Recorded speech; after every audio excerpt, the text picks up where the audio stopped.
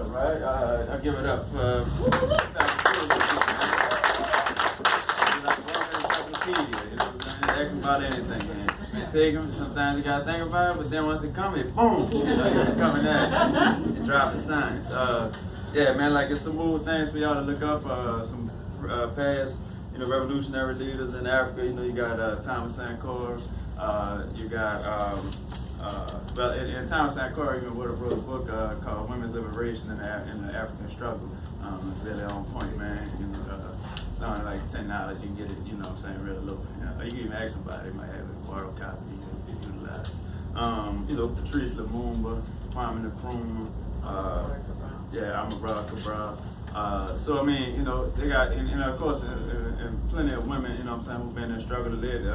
They got using the prominent picture of the sister in Sudan, you know what I'm saying, that's really rallying the troops there. You know, I like that, and it was powerful, you know what I'm saying. They had a little, I saw some of those videos, man, when they had the chance gun and it was rolling.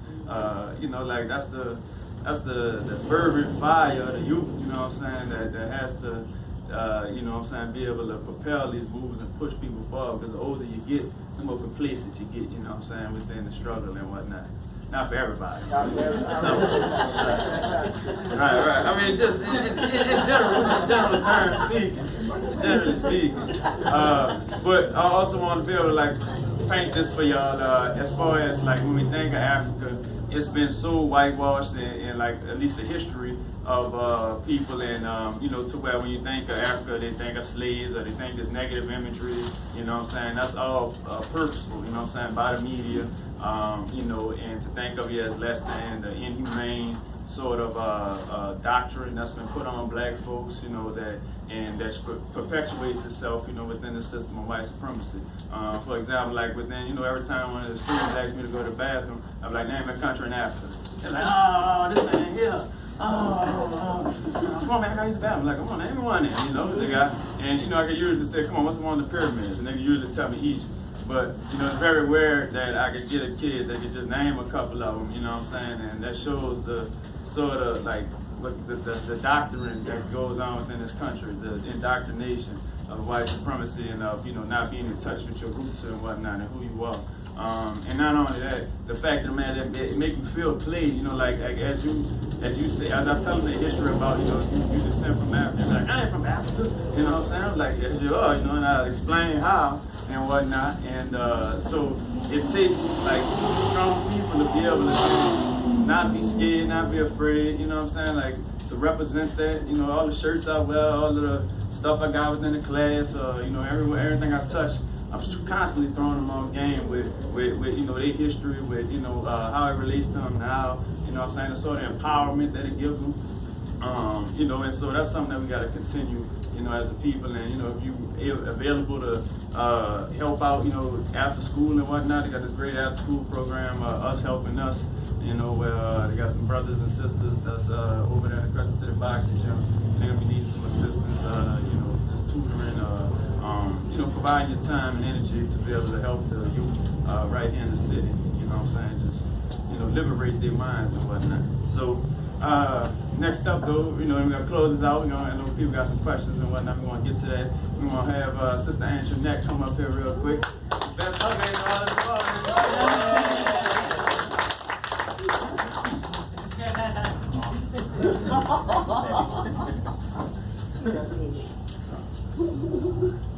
Hey y'all. Well, we've just received just the tip of the iceberg as far as information about the revolutionary actions that are going on currently, but have also been going on in Africa. So it's a lot to ingest, but also we want to personalize it a little bit. The revolutionary spirit cannot just come from one section of the globe. It has to come from all sections of the globe. And there's a lot of work that we can do right here to keep that revolutionary fire stoked, burning, and ready to go. So what I will be talking about lies around the tenets of educate, agitate, organize. That we as revolutionaries, we lean on this tenet to guide our work in how we not only internalize liberation for ourselves, but how we infect others with liberation as well. So I'm going to start with educate. One of the most important things that we can do is educate ourselves and others. Biggie talked about how the mainstream media here is revisionist history, y'all. The things that we learn at our school, revisionist history. You know, that we have to get to the seed that is truth. We have to get to the seed that is liberation, that has continuously, always, as long as there's been white supremacy, capitalism, and patriarchy, there has been resistance to that. And we have to arm ourselves with that knowledge. And once we have that knowledge, we have to spread it to others. A way that you can do that in the here and now is we have the Workers' Voice paper. This is a paper written, led by working class people. Biggie's holding it up right now. Getting familiar with what the struggles that are happening locally, nationally, and globally. All written right there. 25 cents. 25 cents, and if you want a subscription, a hot $20. And that's a way that you have that information right at your fingertips. So you've read the paper. You're like, cool, this is awesome. I've learned something. Talk to the ones that you love and know. Bring that paper to your work site. Bring that paper to the family reunion. Like, oh, I'm learning this stuff. Did you know that this? Like, we have the tools at our fingertips to spread that knowledge. Another thing that you can do is continue to come to these political forums. Continue to seek out information, continue to ingest that information, process that information, have political conversation around that to get that deeper understanding. Now, I'm not saying that everybody in this room is like, all right, I'm ready to write a thesis on liberation. No, but you know what? You're ready to learn about liberation. We all are.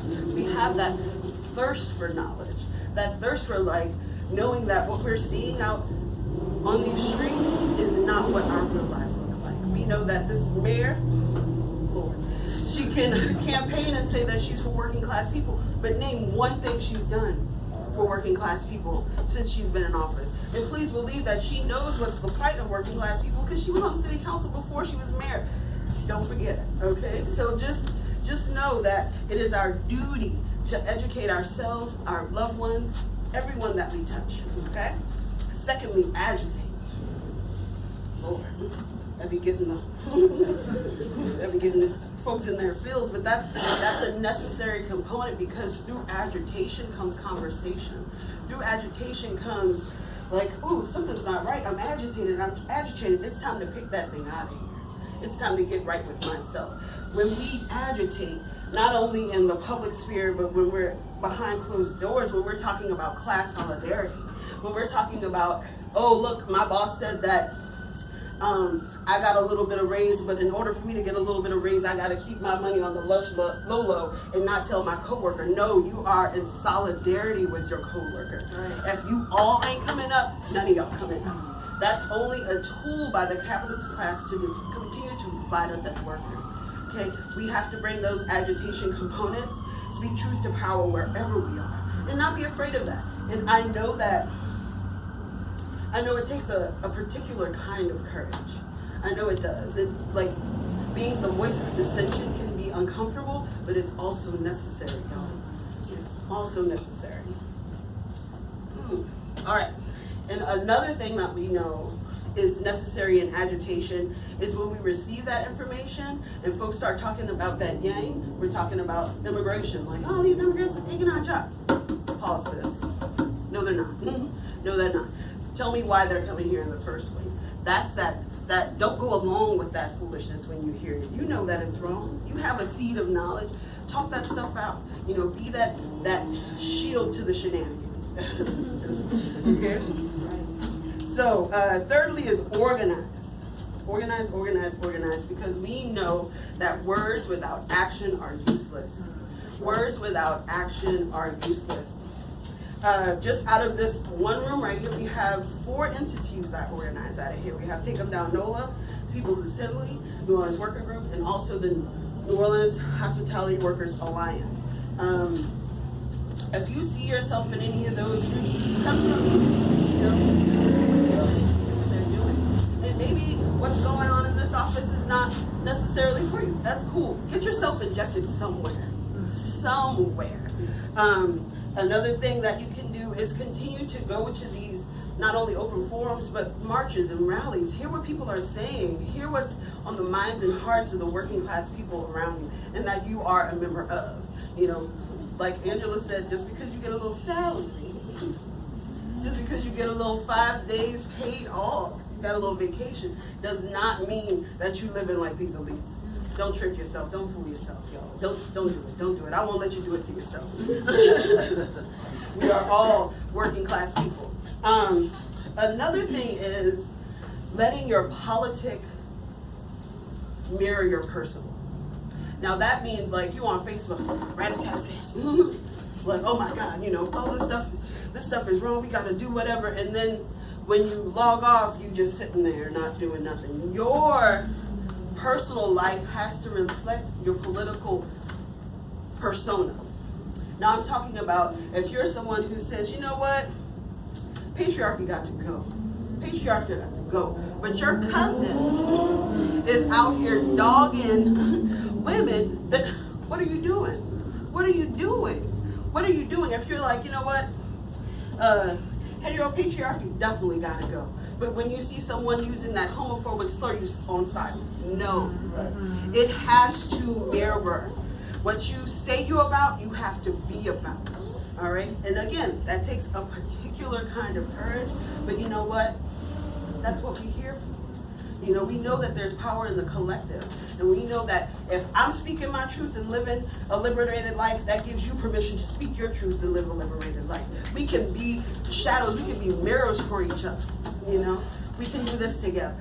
And second, well, lastly, y'all, we grassroots organizers up in here.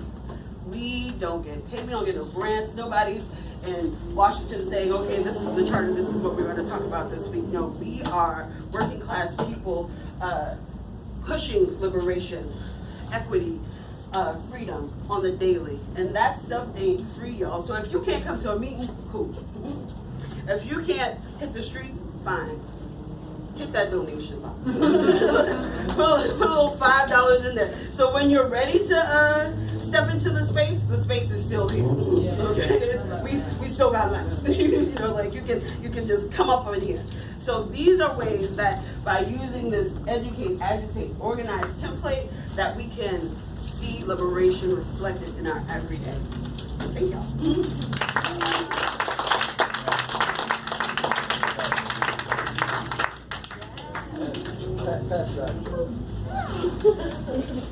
All right, give it up for Sister Antranette.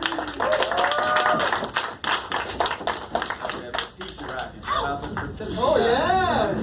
Get from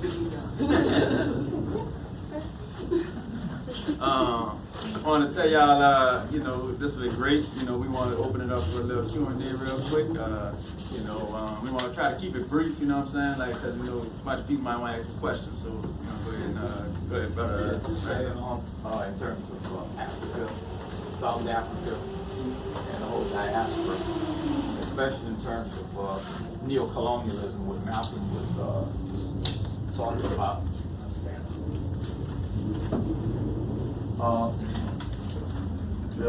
Number one, I think the issue in terms of revolution in Africa, South Africa, throughout Africa in itself, is the fact that when they put in these neo-colonial governments and representation, is that they've maintained some of the policies. And what I mean by that is the fact that in South Africa, Malcolm indicated that they're going through some issues in terms of the workers and the colonial white workers or owners who own the land, is that they never made that transition in terms of transitioning the land and the ownership to the people, to the Africans. Yes. And that was a major problem. I think it was good that Nelson Mandela became president after he was released from jail after 30 years.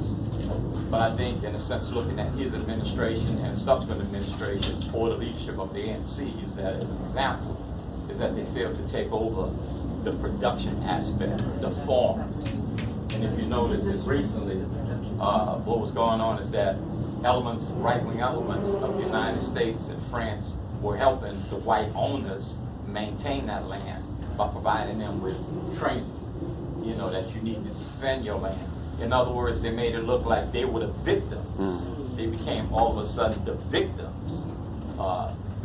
And as a result of that, there was probably a letdown by the African leadership to really move on and take over the means of production in the lands that really enhance the people of Africa, of South Africa, and other areas around Africa. I know Malcolm probably add on to that too.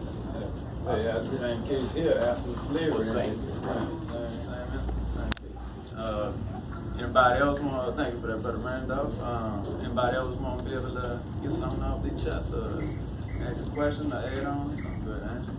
I just want to reinforce how important this comment was that Randolph just made, because you know, at the end of the day, that's how we get tricked here. We believe that through, you know, an election, you know, you're going to replace, like Malcolm says, this black face with, you know, white face with black face in high places.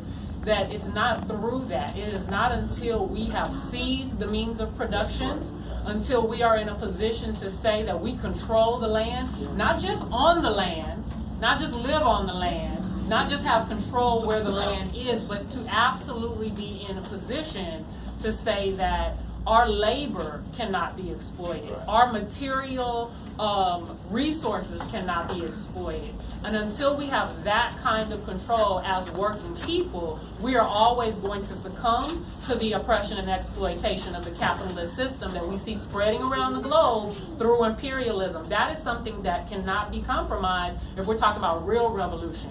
Not just individual, I feel liberated, I'm a revolutionary, but I'm talking about we are revolutionaries who are defending our ability to truly be free. I don't even want to just glaze over the importance of that comment. Right? Yeah, especially as regards South Africa was a settler colony, where the whites actually decided to move in mass. And by moving in mass, they passed a Land Act, which allowed the whites to buy the land and actually alienated the native people from the land. Just as they committed genocide against the native people here, which is the same program in South Africa, except that they wanted to have the blacks around to do the work instead of just exterminating them completely. But this land question is very key, especially in southern Africa, Zimbabwe, Mozambique, Zambia, and Southwest Africa, Namibia. And so there's always been that big fight about who's going to control the land. And of course, the peasants have not been organized sufficiently to resist the pressure put on them by their local governments who operate and work in the interest of the foreign capitalists who now own all the land. Question for Malcolm. So Malcolm, can you just say something to, so like there's this thought that even if I were in South Africa, or I'm right here in Orleans Parish, right? Let's say every single body in Orleans Parish decides, okay, we're unified. We're gonna seize whatever we can right here in Orleans Parish, and we're gonna be good. Why is it so critical that we still maintain a global consciousness and a connection with workers around the globe? Why is it not good enough for me just to take over a piece of land with people who I'm in agreement with and be okay? Why is that not enough? Well, imperialism is a system. It exists all over the world. And the object is to exploit for the purposes of the private ownership of the capitalist class. And so that regime is applied everywhere. And so it behooves the working class to recognize that when you're fighting locally, you're also fighting globally, because it's all interconnected. And because of that interconnection, we have to understand that the land question, especially for the peasants, especially as regards the disruption of people's personal lives, people are leaving these countries because they can no longer feed themselves. And they can't feed themselves because the policies of their government is to, and the IMF, the International Monetary Fund, and all these other international bodies, is to ply them with products from the capitalist farms here in the United States. The United States grows enough food to feed half the people in the world. But of course, they force that on people, and many times it's food that people don't even eat. And so that becomes good for you. Yeah, to add on, that's actually to add on to what Malcolm and the question that Andrew just raised is the fact that they are interconnected. Imperialism is interconnected. And when they were talking about the Africans taking over the means of production, you heard on the media is that they don't know how to operate that. You know, that's baloney. You know, that's crap. You know, but they try to put this stigma that Africans, that we cannot operate the land that we've been working all our lives and for generations. And that's what they put on, you know, the world. But I want to say also is that how they stick together and how you see this administration and previous administrations too. Not only this one, but other administrations, Obama administration, Clinton administration, and all of them, is that they put sanctions against, really, it's hurting the people in helping their puppet or neo-colonialist governments and representatives. The sanctions, like in Venezuela, that's hurting the people. They're depriving the people. That's not the government, the democratic elected government there in Venezuela. That is the influence of imperialism by way of the United States that is intentionally starving. They do the same thing in Africa. They do the same thing all over the world. That's France, all European white